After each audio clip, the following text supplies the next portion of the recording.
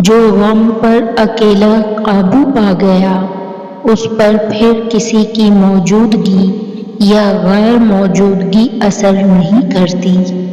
اور بھی دور فلک ہیں ابھی آنے والے، ناز اتنا نہ کریں ہم کو ستانے والے۔ ایک وجاہت کے لمحے میں مجھ پر یہ احوال کھلا کہ کتنی مشکل پیش آتی ہے اپنا حال بتانے میں۔ ہماری ماؤں نے زندگی کا ایک لمبا عرصہ ان رشتہ داروں کے ساتھ مہربانی میں گزار دیا ہے جو کبھی ان کے ساتھ مہربان نہیں ہوئے۔ ہمارے معاشرے میں ایسے مسلمان بھی موجود ہیں جو صرف اس پر ناراض ہو جاتے ہیں کہ مدد صرف اللہ سے مانگنی چاہیے۔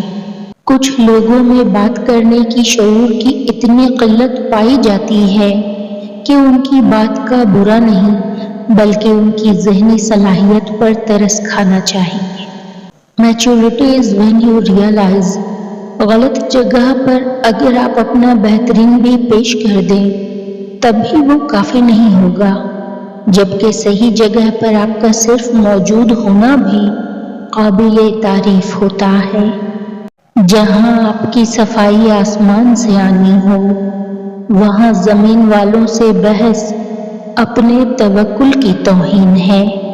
لوگ سمجھتے ہیں کہ بت صرف پتھر کی مورتی کا نام ہے، بلکہ ہر وہ چیز جو آپ کے دل میں اللہ سے زیادہ اہمیت اختیار کر جائے وہی آپ کا بت ہے۔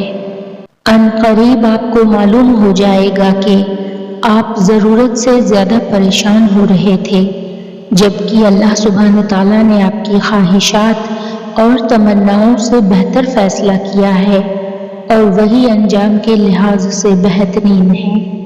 کون کہتا ہے کہ اللہ نظر نہیں آتا؟ وہی تو نظر آتا ہے جب کوئی نظر نہیں آتا۔ کبھی یہ مت سوچئے کہ حالات آپ کے خلاف ہیں۔ یوسف علیہ السلام کے خلاف بھی سب کچھ تھا، مگر اللہ ان کے ساتھ تھا، اور جب اللہ ساتھ ہو تو قید بھی بادشاہی کی سیڑھی بن جاتی ہے۔ دودھ پیتے موسیٰ علیہ السلام ڈوبے نہیں، حالانکہ وہ اپنی کمزوری کی انتہا پر تھے، اور فرعون غرق ہو گیا، حالانکہ وہ اپنی طاقت کی انتہا پر تھا۔ بھروسہ اسباب پر نہیں بلکہ مسبب الاسباب پر ہونا چاہیے۔ اپنے آپ کو اتنی خوبصورتی سے سنبھالو کہ کوئی بھی تمہارے اندر چلنے والے طوفان کا اندازہ نہ لگا سکے سوائے اللہ کے۔ توکل خود پر، اپنی دعاؤں پر، اور جس سے مانگا ہے اس ذات پر۔ پھر ایک دن اللہ تمہیں تمہاری پسندیدہ چیز عطا کر کے نرمی سے کہے گا، دیکھا میں نے کہا تھا، میں سن رہا ہوں۔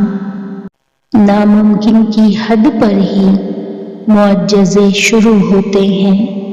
اے میرے پیارے اللہ، وہ بوجھ جو ہم نے اپنے دلوں میں چھپا رکھے ہیں اور وہ آنسو جو تنہائی میں گرے، ان سب کا تجھے علم ہے۔